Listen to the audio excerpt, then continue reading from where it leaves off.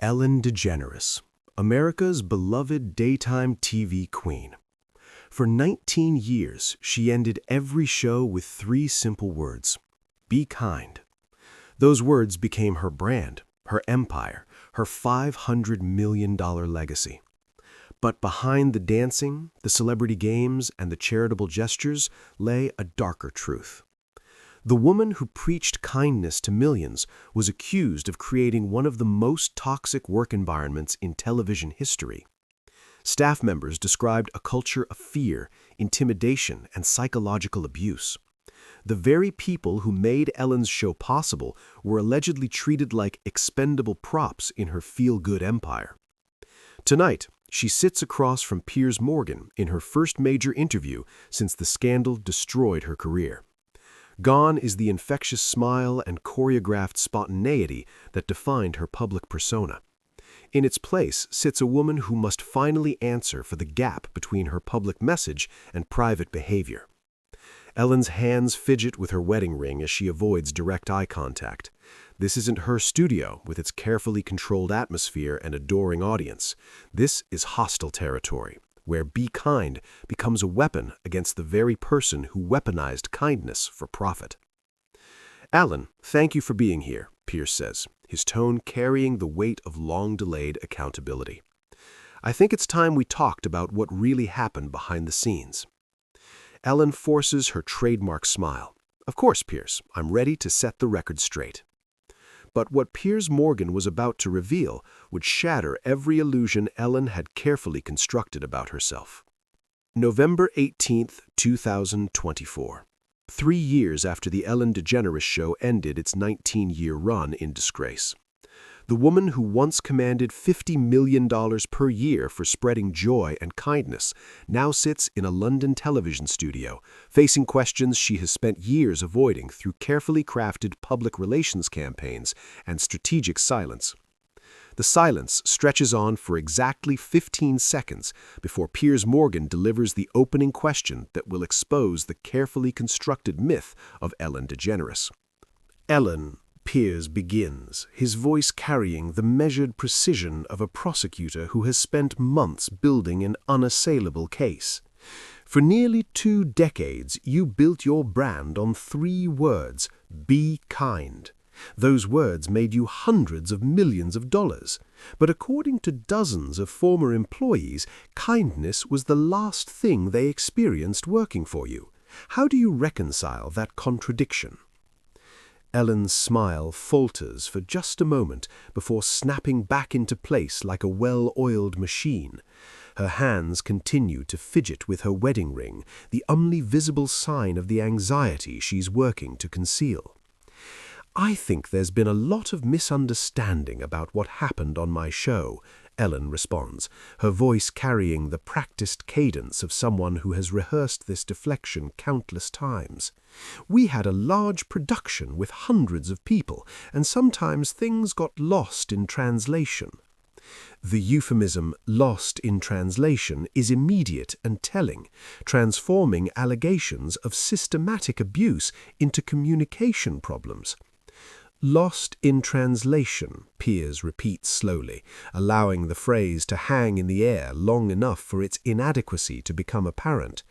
"Is that what you call it when employees describe being fired for making eye contact with you, when staff members say they were forbidden from speaking to you directly?" Each example is delivered with surgical precision, forcing Ellen to confront specific behaviors rather than hiding behind general denials. That's not accurate," Ellen protests, but her voice lacks the conviction that once commanded daytime television. "I've always been friendly with my staff. I've always tried to create a positive work environment." "Have you?" Piers reaches for his folder. "Because I have sworn statements from former employees that paint a very different picture. Would you like me to read some of them?"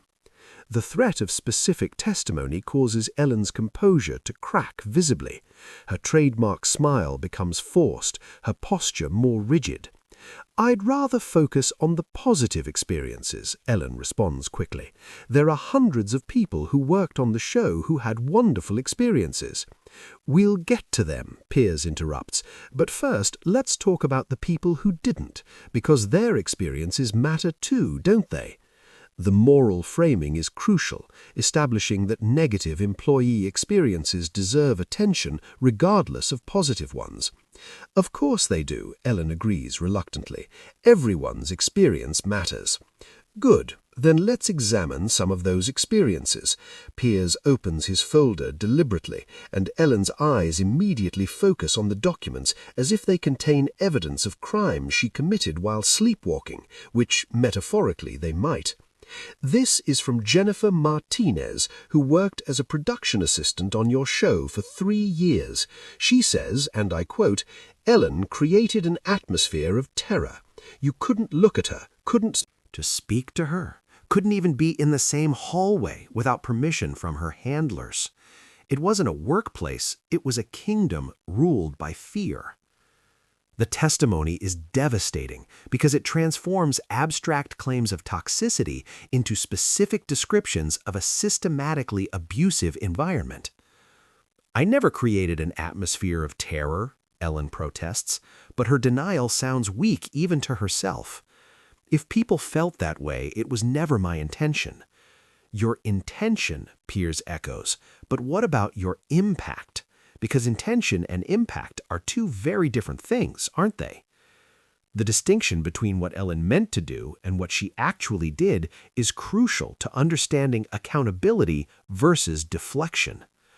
"I was trying to maintain professional standards," Ellen explains, attempting to reframe abuse as professionalism. "Television production requires focus and discipline." "Professional standards," Piers repeats, "is that what you call it when employees describe being humiliated in front of their colleagues? When staff members say you would fire people for minor infractions while never speaking to them directly?" The pattern of behavior, cruelty through intermediaries, suggests systematic rather than accidental toxicity. "Sometimes difficult decisions had to be made," Ellen says evasively. "Running a show is complicated." "Ellen," Piers interrupts sharply, "you're not running a military operation or performing brain surgery. You were hosting a daytime talk show about kindness and joy. Why did that require creating fear among your employees?" "Let's talk about the specific mechanisms of control you allegedly used," Piers continues, pulling out a detailed organizational chart. "According to multiple sources, you created a complex hierarchy designed to insulate you from direct contact with most staff while maintaining complete control over their employment." Ellen's discomfort becomes more visible as the systematic nature of her alleged behavior is laid bare. "Every production has a chain of command," she responds defensively. "That's standard in television." Standard chains of command don't typically include rules forbidding eye contact with the host. They don't usually involve firing people for personal reasons while claiming it's about performance. "I never had rules about eye contact," Ellen protests, but her denial lacks conviction. "Really?" Piers pulls out another document. This is from Marcus Thompson, former segment producer. He describes orientation sessions where new employees were explicitly told not to look at you, not to speak to you unless spoken to, and not to expect any direct interaction unless you initiated it. The testimony about orientation sessions suggests institutionalized rules rather than casual preferences. That might have been something my team implemented without my knowledge," Ellen admits reluctantly. "Sometimes management decisions get made at different levels." "Without your knowledge?" Pierce's voice carries disbelief. "Ellen, these weren't corporate policy decisions made in some distant boardroom.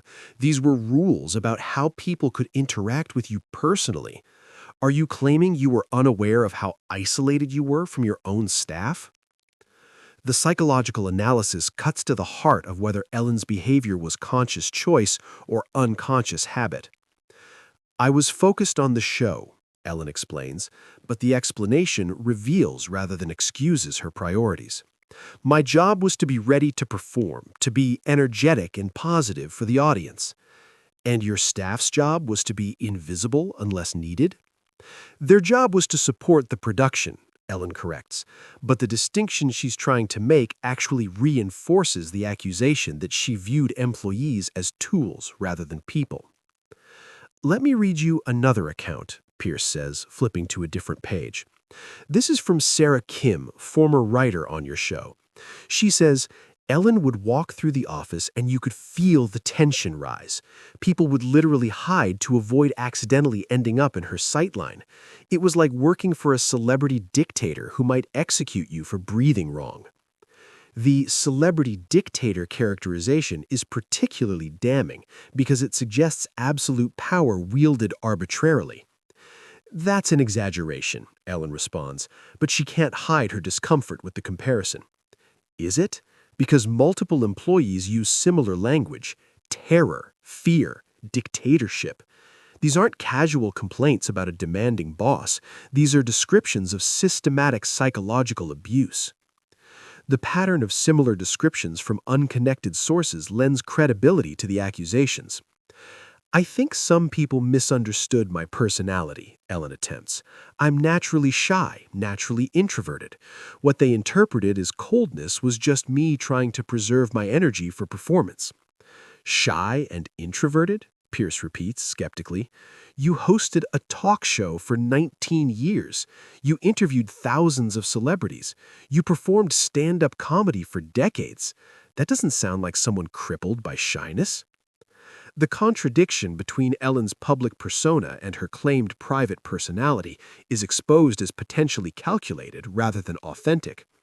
Performance is different, Ellen insists. When the cameras roll, I become a different person. In between, I need to recharge, to focus. And that recharging required treating your employees like dangerous strangers? It required boundaries, Ellen says carefully, but the word choice reveals her mindset, that normal human interaction with staff was a boundary violation rather than basic workplace courtesy. Boundaries, Piers echoes. Let's talk about what those boundaries looked like in practice. Piers reaches for his tablet, and Ellen's anxiety becomes palpable. The shift from printed documents to digital files suggests video testimony, which is always more damaging than written statements. I want you to watch something, Piers says, angling the tablet so Ellen can see the screen. These are video testimonials from former employees who agreed to go on record about their experiences working for you. The screen shows a young woman, clearly nervous but determined to speak. My name is Jessica Reeves, and I worked as Ellen's personal assistant for 8 months in 2019, the woman begins. I was fired because I chewed gum during a meeting. Not a meeting with Ellen, a meeting with other staff members. But someone told her assistant, who told Ellen, and I was terminated the next day.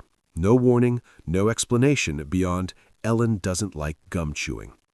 The arbitrariness of the firing, being punished for behavior unrelated to job performance, illustrates the capricious nature of Ellen's alleged control.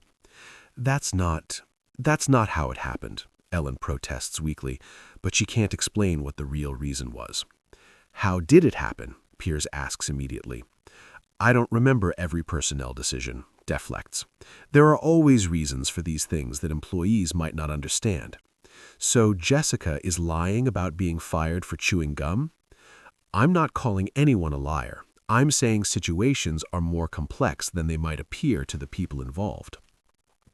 The response manages to deny responsibility without directly contradicting the testimony, a carefully calibrated non-denial denial. The tablet switches to another testimonial. This time it's a man in his 30s, speaking with quiet intensity. I'm David Park, former head writer on The Ellen Show from 2017 to 2020. I want people to understand that Ellen's cruelty wasn't just personal, it was professional. She would reject script ideas not because they weren't funny, but because she didn't like the writer. She would kill segments that took weeks to develop because someone involved had somehow offended her. She used her creative control as a weapon to punish people she didn't like. The testimony reveals that Ellen's alleged behavior affected not just personal interactions, but the creative product itself. "That's absolutely false," Ellen responds with more conviction than she's shown so far. "I never let personal feelings affect creative decisions. The quality of the show was always my priority." "Really?" Piers challenges.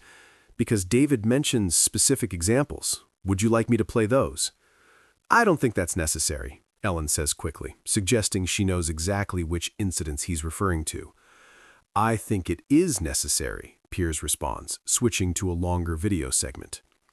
"There was one incident that perfectly captured how Ellen operated," David continues on screen. "We had developed a surprise segment for a military mom returning from deployment. Weeks of coordination, permits, logistics. The day before filming, Ellen found out that one of the producers on the segment had liked a negative tweet about her.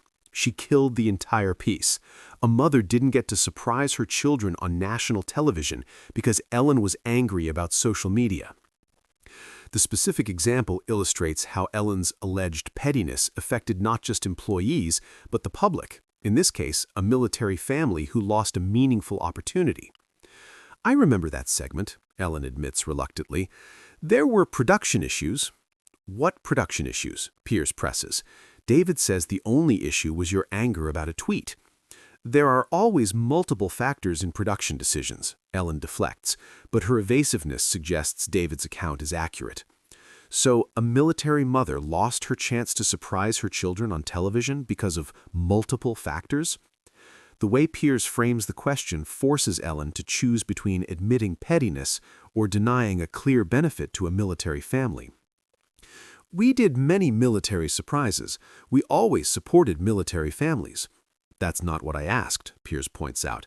"I asked about this specific military family that didn't get their surprise because of your social media monitoring." The relentless focus on specificity prevents Ellen from hiding behind general claims about her charitable work. "Ellen," Piers says, his voice taking on a more analytical tone, "I want to understand something about your Be Kind brand. Because what's fascinating about these testimonials is how often former employees mention that your public message made their private experiences more confusing and painful." Ellen looks genuinely puzzled, as if she's never considered how her public persona might affect employees' perceptions of their treatment. "What do you mean?" "I mean that when your boss preaches kindness to millions of people every day, it's particularly devastating to be treated cruelly by that same person. It creates a kind of psychological dissonance that makes the abuse worse." The analysis cuts to something deeper than individual incidents, the systematic nature of using moral messaging to obscure immoral behavior. "I never intended to create dissonance," Ellen responds, and for the first time she sounds genuinely thoughtful rather than defensive. "But you did create it," Piers points out. "Let me read you something from another employee. This is from Maria Santos, who worked in your wardrobe department." Piers pulls out a handwritten letter, and Ellen's eyes focus on it with evident dread. She writes, "The hardest part wasn't Ellen's coldness or the arbitrary rules. The hardest part was watching her tell the audience to be kind to each other while she wouldn't even acknowledge my existence. Every day I had to help create a show about compassion while working for someone who showed me none. It made me feel like I was going crazy, like maybe I was wrong to expect basic human decency from someone who built her career promoting it." The psychological impact described in the letter, the gaslit feeling of expecting consistency between public message and private behavior, adds another dimension to the harm caused. That's heartbreaking," Ellen admits, and for a moment her response seems genuine. "I'd never wanted anyone to feel that way." "But they did feel that way," Piers responds. "Many of them.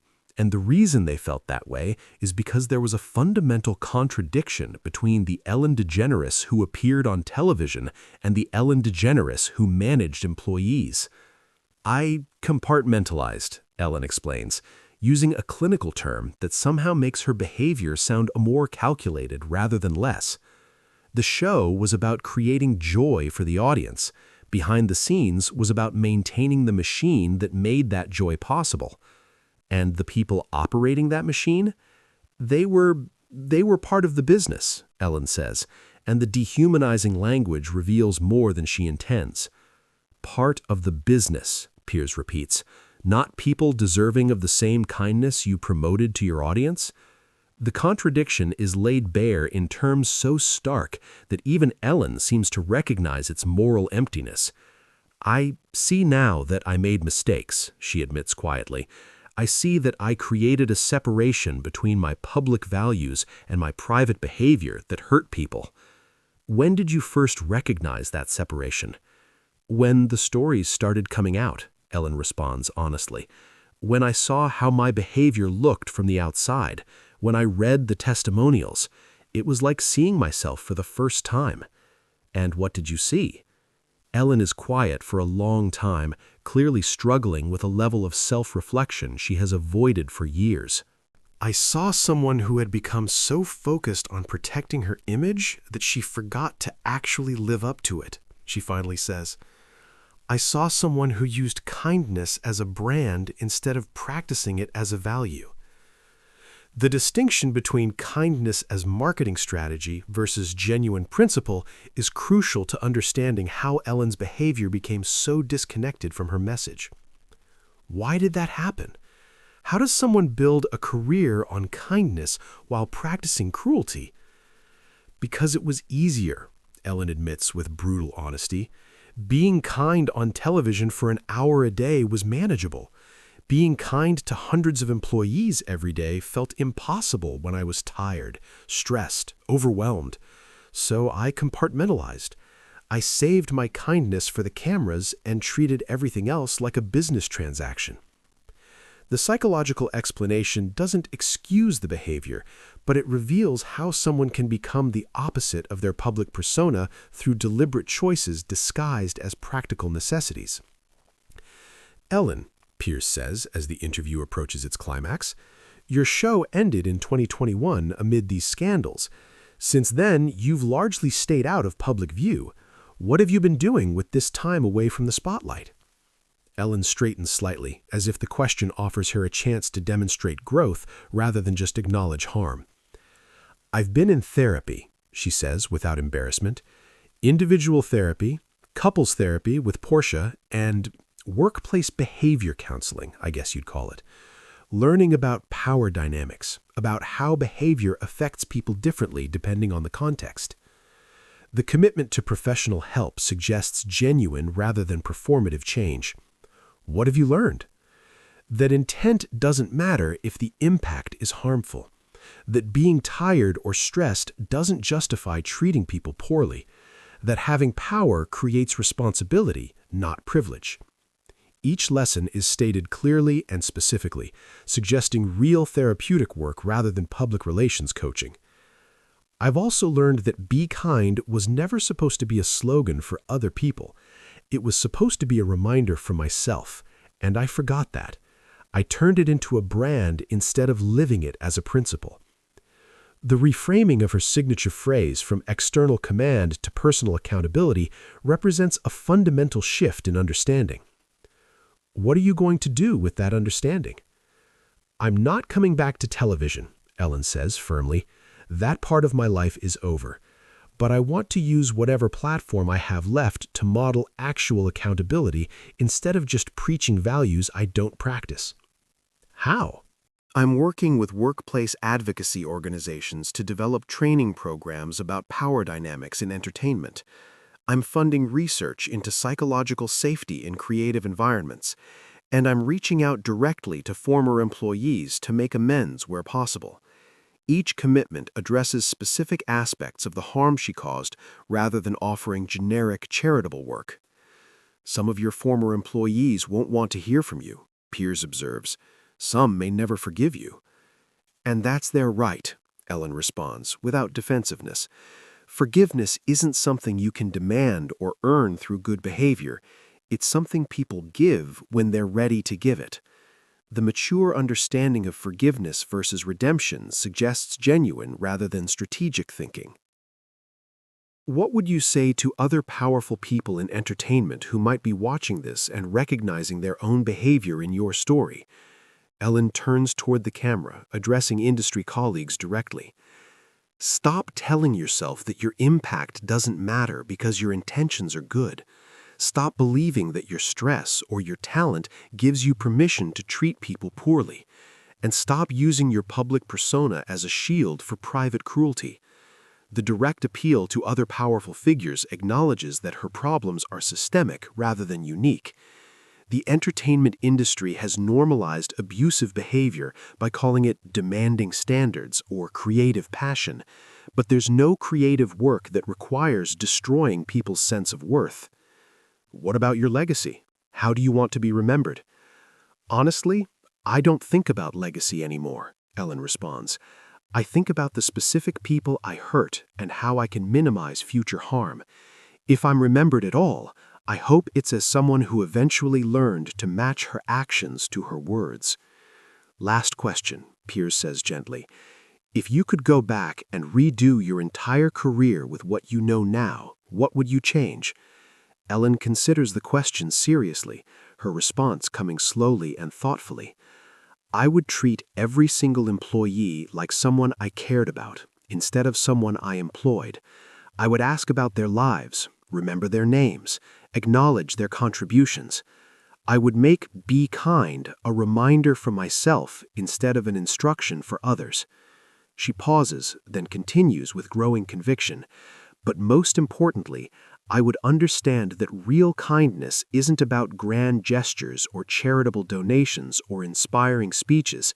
It's about basic human decency in everyday interactions, and I failed at that for years while lecturing millions about values I wasn't practicing. As the interview concludes, Ellen DeGeneres sits transformed, from defensive celebrity to chastened advocate for authentic rather than performative kindness. Whether this transformation proves lasting, whether her former employees accept her accountability, whether the entertainment industry learns from her failures, these questions can only be answered by sustained action over time. But in this studio, on this night, one of daytime television's biggest stars offered something rare in celebrity culture: complete recognition of the gap between public persona and private behavior, acceptance of responsibility for systematic workplace abuse, and commitment to rebuilding character rather than just rehabilitating image. The silence that follows contains both the weight of damage acknowledged and the possibility of healing through authentic rather than branded kindness.